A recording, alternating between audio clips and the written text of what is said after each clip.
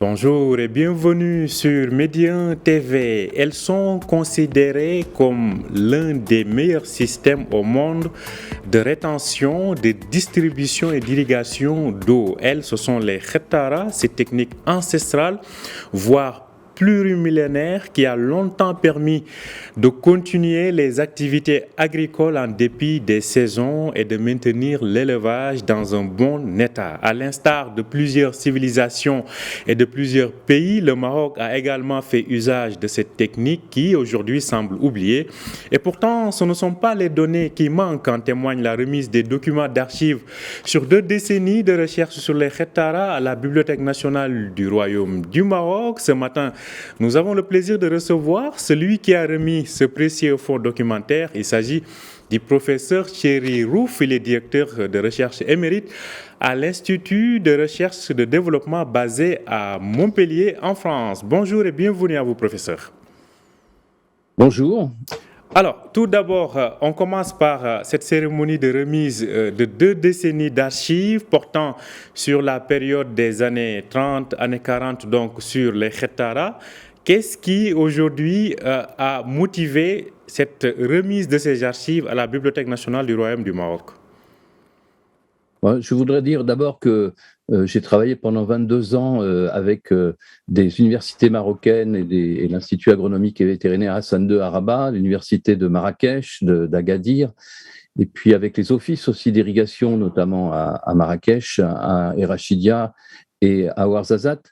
Alors, au cours de ces nombreuses recherches et formations que nous avons délivrées sous forme de cette coopération scientifique, on a découvert que finalement, le Maroc, effectivement, disposait d'un ensemble de khetara considérable, de plusieurs milliers de galeries drainantes astucieuses qui consistent à aller chercher l'eau de la nappe phréatique et à la transférer par gravité au moyen d'une mine avec beaucoup de puits de visite pour pouvoir l'entretenir.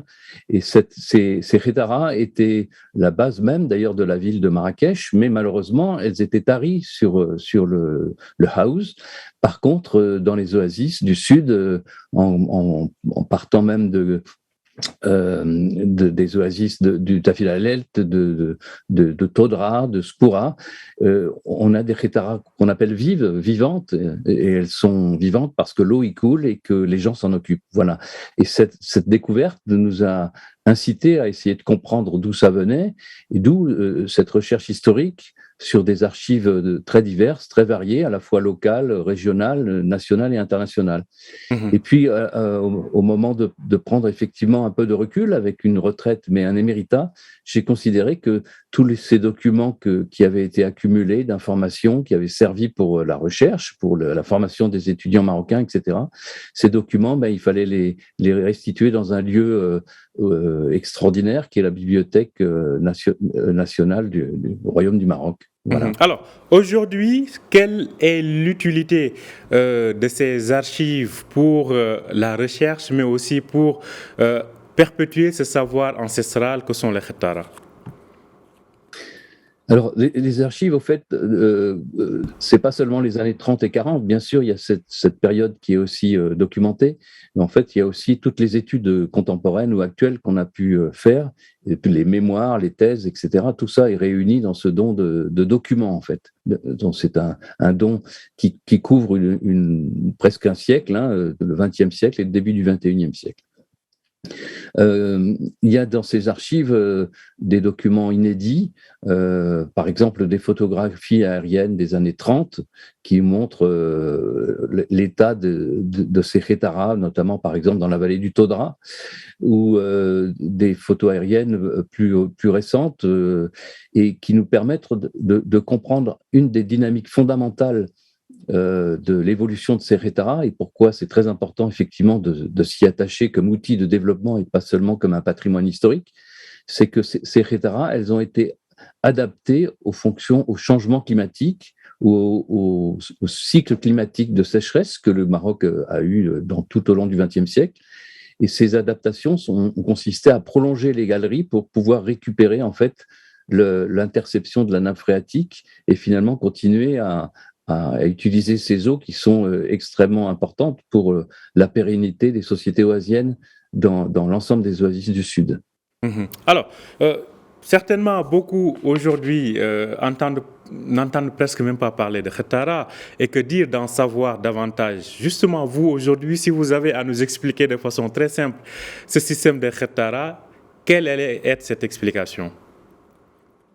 Alors, la Khetara, ça consiste à créer une mine pour chercher de l'eau. On ne cherche pas du charbon, du fer, du cuivre ou des choses comme ça. On cherche la matière essentielle pour vivre dans un milieu désertique. Et donc, c'est la recherche de l'eau. La nappe qui est visée, ce n'est pas une nappe géologique non renouvelable, c'est une nappe qui se renouvelle chaque année.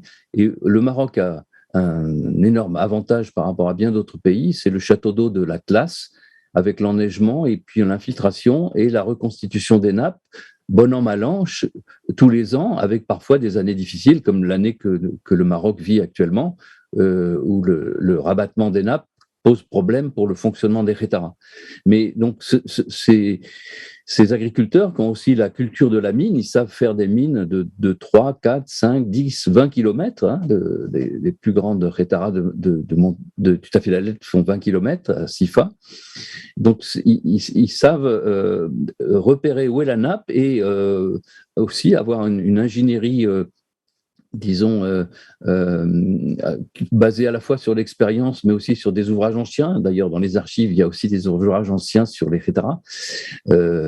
Et donc, ils transfèrent la nappe vers l'exutoire et la superficie, et ensuite, ils rentrent dans un système de distribution équitable entre tous les ayants droit qui ont ou participé à la création de la Khetara ou participé à son entretien ou son prolongement. Alors, nous sommes à l'ère de l'agriculture moderne et comme on le disait depuis le début de cet entretien, la Khetara est un système plurimillénaire. Ça date de plus de 3000 ans, selon donc les zones géographiques. Pensez-vous qu'aujourd'hui, à l'ère de l'agriculture moderne, l'utilité des Khetara est toujours d'actualité? Alors, on peut faire des comparaisons aussi en dehors du Maroc. Hein. Il existe aussi des galeries drainantes vives comme ça, bien sûr en Iran, qu'on appelle des kanats, ou en Chine, qu'on appelle des karès, et où on constate la même attention des populations locales, mais aussi des pouvoirs publics.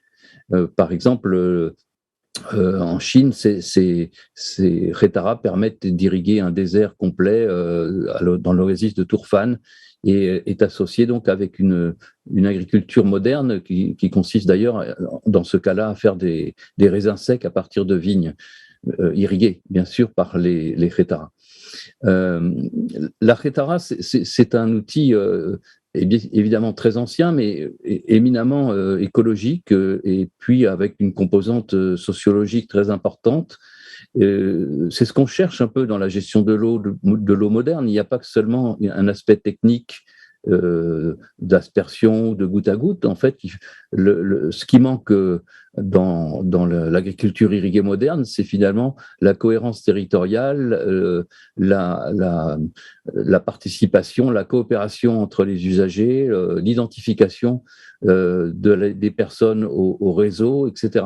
Donc, la Khetara, elle a beau être très ancienne, elle permet tous ces éléments de cohésion, et elle n'interdit pas une agriculture moderne, en tout cas une agriculture efficace en termes de production de matières sèches, de diversité des produits cultivés, et puis aussi toute une biodiversité naturelle, enfin naturelle, disons, liée à cette artificialisation du milieu, mais qui devient un intérêt à la fois local, national et international. C'est pour ça d'ailleurs qu'on parle de placer ces Khetara au patrimoine de l'UNESCO.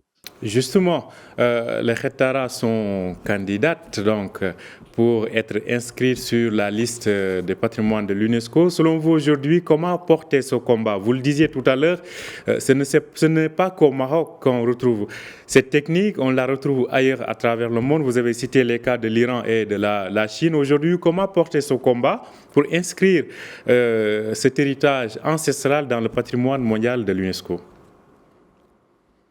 Bah, déjà, au Maroc, il y a toute une histoire et une convergence en fait de différentes initiatives.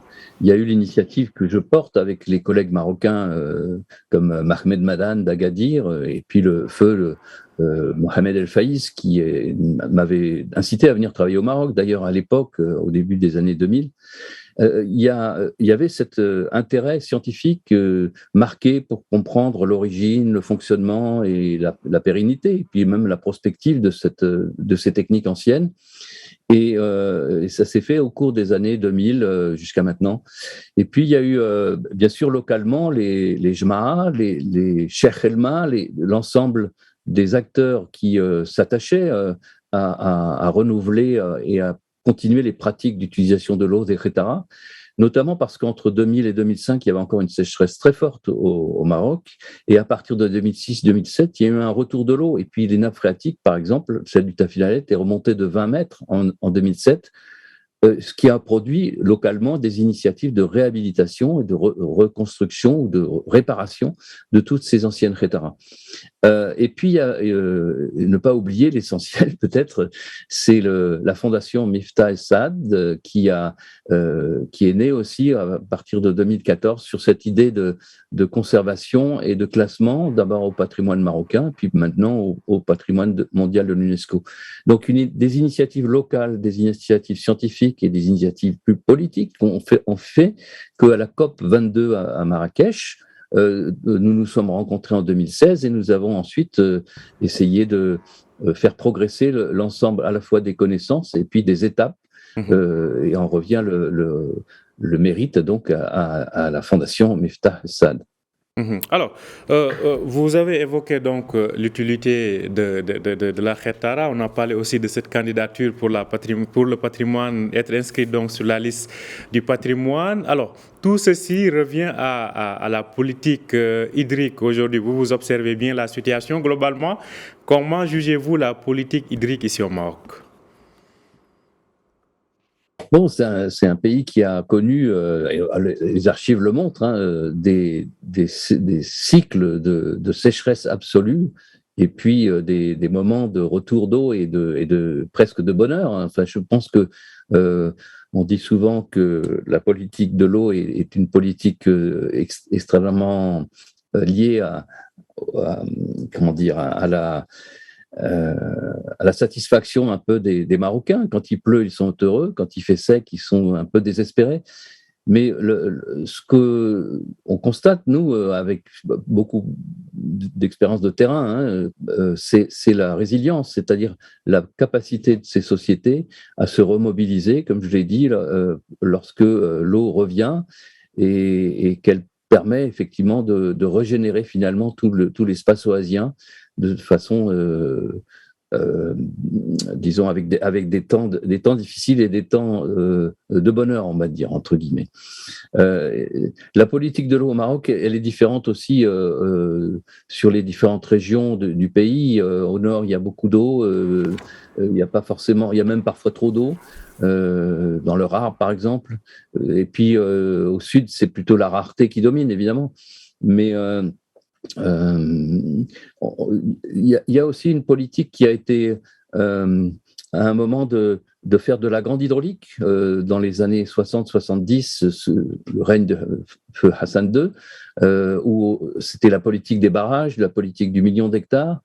Puis ensuite, il y a eu une politique d'adaptation, de modernisation, de participation de ces grands ouvrages hydrauliques, et puis qui s'est aussi reflété sur le Haut Atlas, le Moyen Atlas, et puis l'ensemble des oasis. Donc tout cela est assez dynamique et on est toujours dans une recherche d'adaptation. On est quand même obligé de constater qu'il y a un certain nombre de déséquilibres et que l'avenir des Khetara dépend aussi de la précaution que l'on va prendre dans l'extraction d'eau des nappes par des moyens plus modernes comme les stations de pompage. Effectivement. Alors, cette année, on a assisté à disons une sécheresse. En tout cas, le déficit pluviométrique est de l'ordre de 40% par rapport aux 30 dernières années et d'environ 35% par rapport à l'année dernière. Alors, selon vous, en quoi ce système de Khetara aurait pu aider peut-être à endiguer ou à limiter l'impact sur l'agriculture? Alors, le système de Khétara, il ne crée pas de miracle. Lorsqu'il y a une sécheresse aussi forte que celle de cette année, qui ressemble beaucoup à celle de l'année 2005-2006, si ma mémoire est bonne, les Khétaras se tarissent provisoirement. Simplement, elles sont toujours sous surveillance, et dès que la pluviométrie et la circulation de l'eau dans les nappes réapparaît, la société se remobilise pour le faire fonctionner. Ce qu'il faudrait peut-être dire, c'est qu'il manque deux choses importantes dans la recherche autour des Khétaras.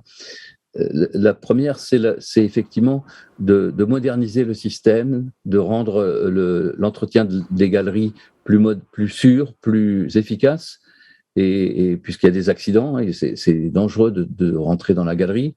Et puis, peut-être de chercher à préserver les réservoirs, c'est-à-dire ces nappes. Donc, c'est ce qui se fait d'ailleurs dans la politique marocaine actuellement, installer des digues filtrantes pour favoriser l'infiltration et pour que l'abaissement de la nappe soit pas aussi prononcé, et que finalement le passage entre deux périodes sèches soit bien efficace, quoi. Merci. Il y a un autre aspect. on arrive. Oui, allez-y rapidement, parce qu'on arrive malheureusement rapidement à la fin. L'autre aspect, c'est l'aspect historique et archéologique. On ne connaît pas exactement l'histoire des Khétaras, leur datation, et il y a un grand effort de la science marocaine, je pense, pour mettre ça sur le devant des recherches archéologiques et du patrimoine. Ce qui mérite donc d'être bien suivi. Merci à vous, professeur Thierry Rouf. Je rappelle que vous êtes directeur de recherche émérite à l'Institut de recherche pour le développement basé à Montpellier, en France. Bonne journée à vous, professeur. Merci beaucoup. Merci, au revoir. Merci à vous aussi de nous avoir suivis. Je rappelle que vous pouvez retrouver cet entretien sur notre site www.medianews.com. Bonne journée et bonne suite de programmes sur Médien TV.